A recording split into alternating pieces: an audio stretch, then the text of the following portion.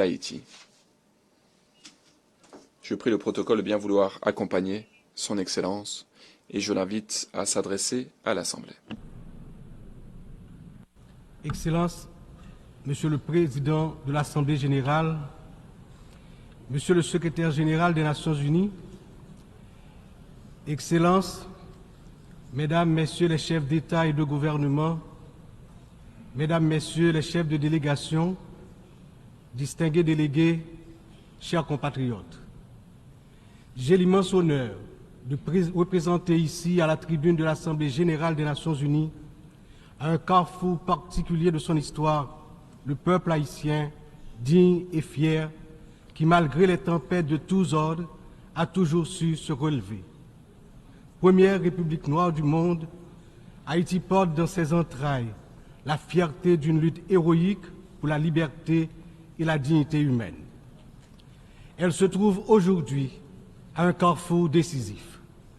C'est donc avec le poids de cette histoire et l'espoir d'un avenir meilleur que je m'adresse à vous en appelant à la solidarité agissante de la communauté internationale. Permettez-moi tout d'abord d'adresser mes chaleureuses félicitations à vous, Son Excellence Philémon Yang, ancien Premier ministre du Cameroun, pour votre élection en tant que président de cette 79e session de l'Assemblée générale. Haïti se tient fermement à vos côtés et vous assure de tout son soutien tout au long de votre mandat afin de faire de cette session un succès pour l'ensemble de la communauté internationale. Qu'il me soit permis aussi de saluer l'excellente qualité du travail accompli au cours de la 78e session par votre prédécesseur, Son Excellence, M. Denis Francis de Trinité et Tobago, qui a su conduire les travaux avec dextérité, sagesse et leadership. Je saisis également cette occasion pour exprimer au nom du peuple haïtien toute notre gratitude à vous, Monsieur le Secrétaire général Antonio Guterres, pour votre visite en Haïti, votre présence sur notre sol et votre soutien indéfectible à notre démarche auprès du Conseil de sécurité, notamment pour renforcer la police nationale d'Haïti. Vos récentes interventions en faveur d'Haïti ont été vivement appréciées et resteront gravées dans nos mémoires. Je tiens à exprimer ma plus profonde gratitude à la communauté internationale pour le soutien apporté à mon pays en ces temps de crise. Cette solidarité, qu'elle se manifeste à travers des initiatives de sécurité, d'aide humanitaire ou de soutien au développement, est grandement appréciée. Par cette coopération continue et mieux adaptée, Haïti se remettra plus forte, plus résiliente et engagera confiante sa marche assurée vers le développement et le progrès. Je salue ici tous les compatriotes haïtiens à travers le monde, qui, tout en restant attachés à leur pays natal, sont obligés de chercher d'autres cieux plus cléments pour gagner leur vie. Tout le monde reconnaît qu'ils sont de rudes travailleurs. Je veux leur dire, partout où ils se trouvent, que le Conseil présidentiel de transition et le gouvernement pensent à eux en attendant que les conditions soient réunies pour qu'ils reviennent au bercail. J'en profite pour saluer Amnesty International et d'autres organismes opérant dans le domaine de la défense des droits humains qui suivent de près les violations des droits des migrants haïtiens à travers le monde.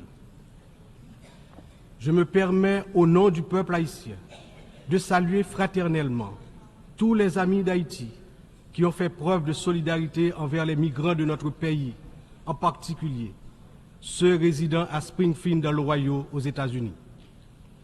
La longue histoire d'amitié et de solidarité réciproque entre nos deux nations, depuis notre participation à la bataille de Savannah en 1779, nous permet de dire avec confiance que le peuple américain rejette toute incitation à la haine contre notre communauté. La participation active des immigrés haïtiens à différents niveaux de la vie des États-Unis est tangible et significative.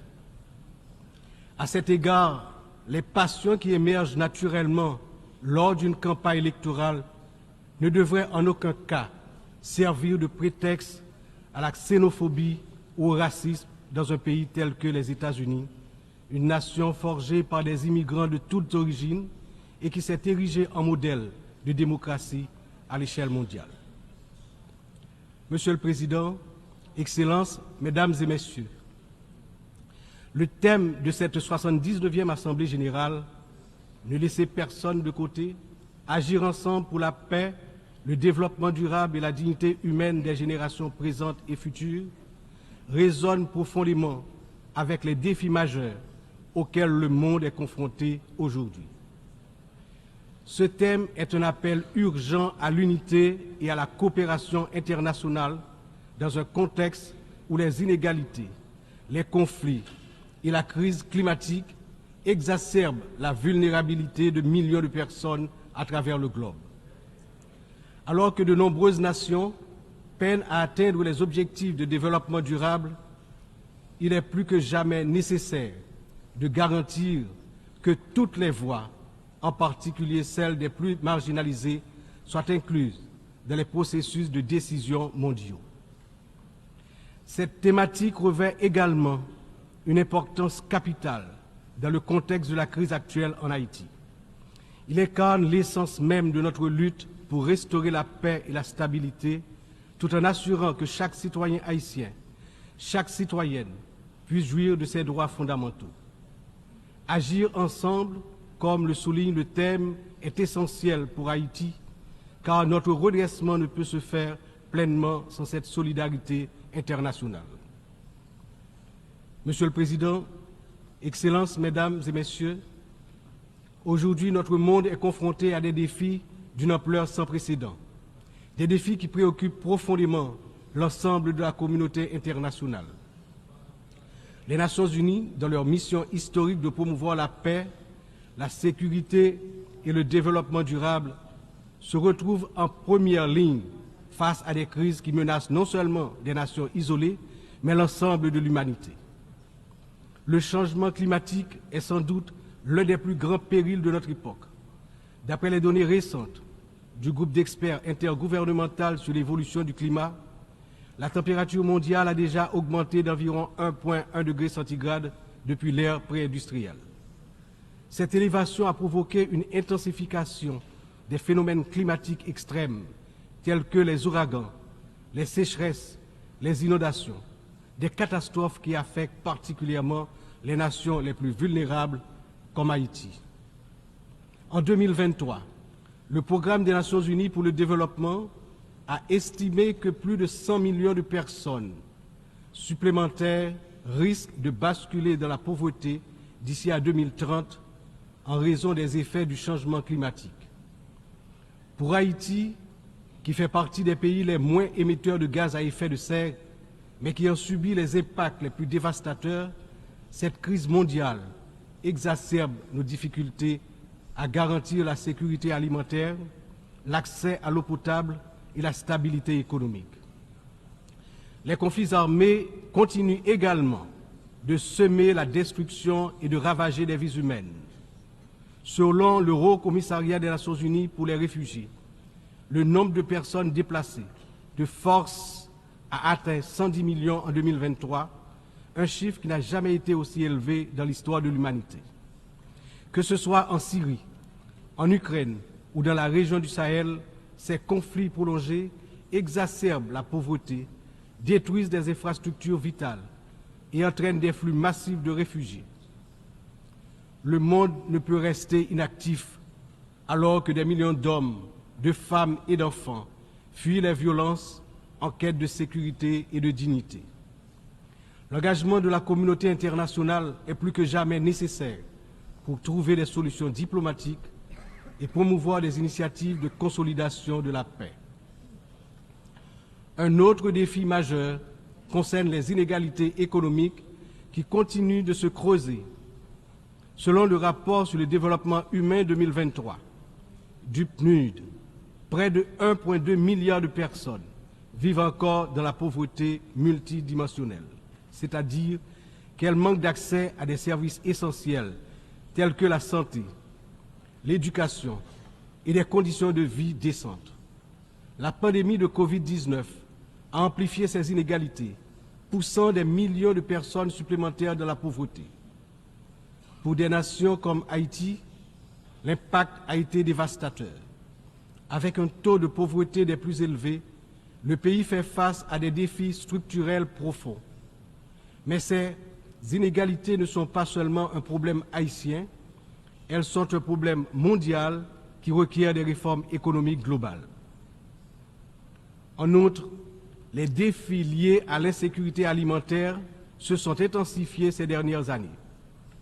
Selon l'Organisation des Nations Unies pour l'alimentation et l'agriculture, plus de 735 millions de personnes dans le monde ont souffert de la faim en 2022, une augmentation alarmante qui reflète les perturbations causées par les conflits, les crises économiques et le changement climatique. Haïti, malheureusement, ne fait pas exception. Le Programme alimentaire mondial a récemment souligné que près de la moitié de la population haïtienne est en situation d'insécurité alimentaire aiguë. Cette situation n'est pas seulement une urgence humanitaire, mais une menace pour la stabilité de notre nation. Nous devons travailler ensemble pour renforcer les systèmes agricoles, garantir un accès équitable aux ressources alimentaires et lutter contre la faim de manière concertée et durable. Enfin, les progrès technologiques apportent de nouvelles opportunités, mais également de nouvelles menaces. L'accélération du développement de l'intelligence artificielle, la prolifération des cyberattaques, la désinformation mettent en danger la stabilité des démocraties à travers le monde. Le rapport de l'Union internationale des télécommunications montre que la fracture numérique reste un défi majeur avec près de 2,7 milliards de personnes n'ayant toujours pas accès à Internet en 2023. Haïti étant l'un des pays les moins connectés, doit impérativement bénéficier de soutien pour combler cette fracture numérique et participer pleinement à l'économie mondiale du XXIe siècle. Cette année, Haïti réaffirme son engagement en faveur de la préservation de notre patrimoine commun, les océans. C'est pourquoi j'annonce aujourd'hui avec fierté que Haïti signera l'accord sur la biodiversité marine au-delà des juridictions nationales, adopté le 19 juin 2023 et ouvert à la signature depuis le 20 septembre 2023. Cet accord est un outil crucial pour garantir la protection de la biodiversité marine, promouvoir une exploitation durable des ressources marines et renforcer la résilience des États insulaires comme le nôtre face aux défis du changement climatique. Haïti est déterminé à collaborer avec la communauté internationale pour s'assurer que cet accord profite à toute l'humanité, tout en contribuant à la protection des écosystèmes marins dont nous dépendons tous. Ces défis mondiaux ne peuvent être relevés que par un engagement renouvelé en faveur du multilatéralisme, de la solidarité et de l'action collective. Haïti, malgré ses difficultés, se tient prête à collaborer avec la communauté internationale pour surmonter ces crises et bâtir un avenir où la paix, la justice et la dignité humaine triomphent. Mais nous ne pouvons y arriver seuls. C'est ensemble que nous devons agir pour garantir que personne ne soit laissé de côté. Excellences, Mesdames, Messieurs, en proclamant l'indépendance d'Haïti le 1er janvier 1804, le général Jean-Jacques Dessalines, père fondateur de notre patrie, a donné aux droits de l'homme leur caractère universel. En d'autres termes, avec le triomphe de la révolution haïtienne de 1804, ayant lancé le processus de démantèlement de l'ordre colonial et esclavagiste, les droits de l'homme ont cessé d'être uniquement les droits de l'homme blanc pour devenir les droits de tous les hommes, de toutes les femmes, c'est-à-dire les droits de l'humanité tout entière. À ce titre, en tant que représentant de la République d'Haïti, porte-parole officiel du peuple haïtien, je me vois dans l'obligation d'attirer l'attention des dirigeants des grandes puissances sur le danger de guerre nucléaire menaçant l'existence des peuples sur tous les continents. Dans cette optique, au nom de la République d'Haïti, je lance un vibrant appel aux chefs d'État de tous les pays membres des Nations Unies pour leur demander d'éviter à l'humanité le péril de la fin de la civilisation sur Terre. Monsieur le Président, Excellences, Mesdames et Messieurs, je m'exprime aujourd'hui avec l'expérience de plusieurs années consacrées au service de mon pays. Mon parcours politique, profondément ancré dans l'histoire d'Haïti, m'a permis de traverser de nombreuses épreuves, toujours avec un même objectif, le progrès de mon pays, la fierté, la dignité restaurée et le bien-être du peuple haïtien meurtri. Ayant présidé le Sénat de la République de 1995 à 2000, puis ayant été témoin de moments critiques de notre histoire politique, j'ai vu de près les défis auxquels notre nation a été confrontée. Mon engagement politique remonte à une époque où les luttes pour la stabilité et la démocratie étaient omniprésentes. Aujourd'hui, en tant que président du Conseil présidentiel de transition, je me retrouve à nouveau à un moment charnière de l'histoire d'Haïti. Mon parcours m'a enseigné que la résilience et la volonté collective sont les seules voies pour garantir un avenir stable et prospère. C'est avec cette vision, ce dévouement et la force que confère cette riche expérience politique que je m'engage à conduire la transition déterminée à mener Haïti vers la paix, la sécurité et la démocratie participative par la tenue de la conférence nationale, le renouvellement du personnel politique à travers des élections libres, crédibles, transparentes. Le peuple haïtien, malgré ces épreuves auxquelles il est confronté, refuse de se laisser submerger par le désespoir.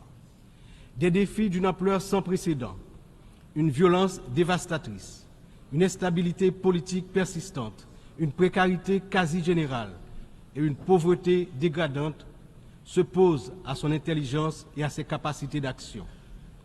Au milieu de cette tempête, il a compris qu'il lui fallait prendre une décision courageuse, celle de se mettre ensemble, de s'unir malgré les différences profondes pour pouvoir se relever et se mettre en marche, en toute confiance, vers la sortie de la crise multidimensionnelle qui l'afflige depuis déjà trop longtemps.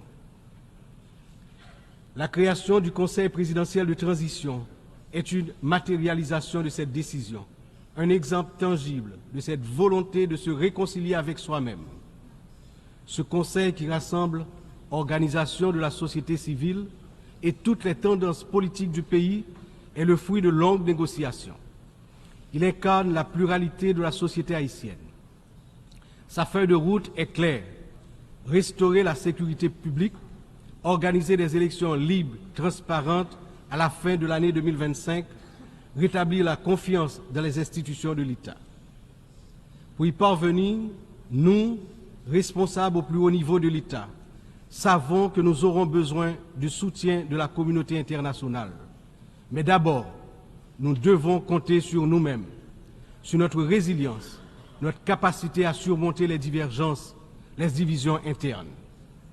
Il est important de souligner que la résolution des problèmes d'Haïti repose avant tout sur les épaules du peuple haïtien.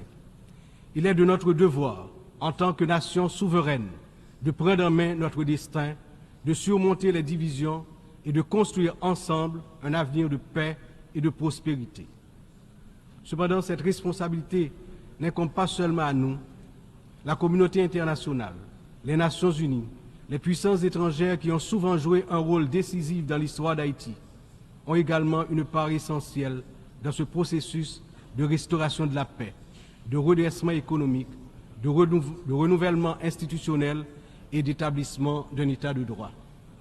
En ce sens, l'échec d'Haïti à se relever n'est pas seulement celui d'une nation. Il traduit un échec collectif, une incapacité mondiale à respecter pleinement les principes de solidarité, de justice et de coopération internationale. C'est ensemble, avec une responsabilité partagée et un engagement renouvelé, que nous pourrons transformer cette crise en opportunité et tracer une voie durable vers la paix. Aujourd'hui, Haïti fait face à une crise sécuritaire d'une gravité sans précédent. La montée en puissance des gangs armés, la violence généralisée, l'instabilité politique ont plongé la nation dans un état de vulnérabilité extrême. Les citoyens vivent dans la peur, incapables de circuler librement partout sur le territoire national, d'aller travailler ou d'envoyer leurs enfants à l'école sans risque, notamment dans la région métropole de Port-au-Prince, la capitale. Cette situation affecte tous les aspects de la société haïtienne, fragilise les institutions, paralyse l'économie, mine l'espoir de lendemain meilleur. L'avenir du pays est menacé. 50% de l'effectif des gangs de la région de la capitale sont constitués d'enfants et d'adolescents, filles et garçons. Ils servent souvent de chair à canon lors des opérations contre les forces de l'ordre. Ils sont l'objet de graves violences de toutes sortes, y compris des violences sexuelles. Ces abus et violences exercés contre des enfants et des adolescents doivent être considérés comme un crime contre l'humanité, compte tenu de leurs conséquences sur les générations à venir. Le rétablissement de la sécurité nationale est une priorité absolue pour les autorités haïtiennes. Elles sont pleinement engagées à mettre fin à cette spirale de violence et à restaurer l'ordre afin de garantir à chaque citoyen, à chaque citoyenne, le droit fondamental à la sécurité. Elles sont conscientes que la paix et la stabilité sont les fondements indispensables pour permettre à Haïti de se redresser, de rétablir la confiance dans ses institutions, d'assurer le développement socio-économique du peuple. Dans cette optique, la décision du Conseil de sécurité d'autoriser le déploiement de la mission multinationale d'appui à la sécurité à travers la résolution 2699 a été une réponse directe aux appels du peuple haïtien. Cette mission, bien que n'étant pas une force onusienne classique, incarne l'engagement de la communauté internationale à soutenir Haïti dans sa lutte contre l'insécurité. J'exprime au nom du peuple haïtien ma profonde gratitude aux États contributeurs, notamment au Kenya, pour avoir accepté d'assumer le leadership de la mission, ainsi qu'à tous les pays qui ont apporté leur soutien. Les forces de sécurité nationale, avec l'appui de la mission, ont déjà montré des résultats tangibles sur le terrain permettant à la population de retrouver progressivement une certaine normalité. Beaucoup, néanmoins, reste encore à faire. Haïti a accueilli plusieurs missions des Nations Unies au cours des 3 dernières décennies, notamment la MINUSTA. Si certaines de ces missions ont contribué à stabiliser temporairement le pays, elles ont également laissé un héritage lourd de conséquences. Des allégations de violations graves des droits humains, y compris des abus sexuels, ont ébranlé la confiance du peuple haïtien. L'absence de poursuite et de réparation pour les victimes a renforcé un sentiment d'impunité, minant ainsi les efforts de reconstruction. Il n'est cependant jamais trop tard pour bien agir et pour tirer des leçons du passé. En repensant l'approche, nous avons l'opportunité de redorer le blason des missions internationales en Haïti et de construire un avenir meilleur pour le peuple haïtien. C'est dans cet esprit que nous souhaitons voir amorcer une réflexion sur la transformation de la mission de soutien à la sécurité en une mission d'opération de maintien de la paix sous mandat de l'Organisation des Nations Unies. Cette transformation permettrait non seulement de sécuriser un financement plus stable et d'élargir les capacités de la mission, mais également de renforcer l'engagement des États membres en faveur de la sécurité en Haïti. Je suis convaincu que ce changement de statut, tout en s'assurant que les erreurs du passé ne se répètent pas, garantira le plein succès de la mission en Haïti. Excellences, Mesdames et Messieurs, je me tiens aujourd'hui devant cette Assemblée en tant que voix de la République d'Haïti, pays dont l'histoire est inextricablement liée aux idéaux de liberté et de justice que nous célébrons tous ici. Mais Haïti, la première nation noire indépendante du monde, est aussi la grande victime d'une injustice historique qui a non seulement retardé son développement, a aussi marqué son peuple d'un fardeau dont les répercussions se font encore sentir. En 1825, à peine 21 ans après avoir gagné sa liberté au prix d'une lutte héroïque, Haïti a été contrainte de payer une dette colossale à la France, pays colonisateur, en échange de la reconnaissance de son indépendance. Cette rançon imposée sous la menace a siphonné les ressources de la jeune nation, la plongeant dans un cycle infernal d'appauvrissement dont elle peine toujours à sortir. Cette dette a été une forme de punition pour sa hardiesse à se libérer des chaînes de l'esclavage et hisser l'être haïtien à la dignité de l'homme. Elle a été une pénalité injuste qui a asphyxié le potentiel économique et social du peuple noir d'Haïti pendant des générations. Dans le contexte d'aujourd'hui, où plus que jamais, l'attention est portée sur les efforts pour restaurer sans délai la sécurité et répondre aux immenses besoins humanitaires en Haïti, il me paraît important d'attirer l'attention de l'Assemblée sur les séquelles du passé colonial et des rançons payées à certaines puissances qui ont largement hypothéqué le développement d'Haïti. Il n'est pas sans intérêt de rappeler qu'Haïti a été le seul pays à avoir payé pour son indépendance, obtenue pourtant dans le feu et dans le sang. À la veille du bicentenaire de cet événement inédit dans l'histoire du monde, n'est-il pas venu le moment de la restitution des montants consentis? À cet égard, mon pays s'est félicité des propositions formulées par un certain nombre de gouvernements et également certaines agences des Nations Unies pour des actions concrètes en vue de la reconnaissance, la réparation et la restitution des torts du passé.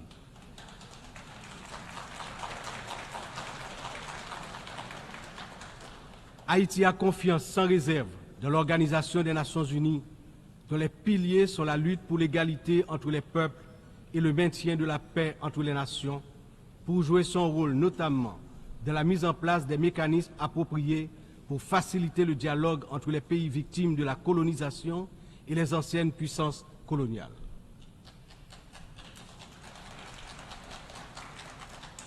Ici, à cette 79e session de l'Assemblée générale, Haïti est par mon entremise, non pas simplement pour revendiquer une réparation, mais pour poser une question de principe, celle de la justice immanente. Ma démarche est résolument engagée, structurée et bien documentée. Le Comité national de restitution et réparation, en collaboration avec la Commission des réparations de la CARICOM, a déjà entrepris des travaux exhaustifs sur ce sujet. Nous demandons la reconnaissance d'une dette morale et historique et la mise en œuvre de réparations justes et appropriées qui permettront à notre peuple de se libérer des chaînes invisibles de ce passé injuste. Excellences, Mesdames et Messieurs, l'histoire nous enseigne que les nations ne se relèvent pas dans l'isolement, mais dans l'union des forces, dans l'engagement résolu à bâtir un avenir commun. Haïti, cette terre qui a offert au monde un symbole de liberté inébranlable et qui a aidé plusieurs nations à se libérer du joug du colonialisme barbare, ne cherche pas la charité, mais la justice, le respect,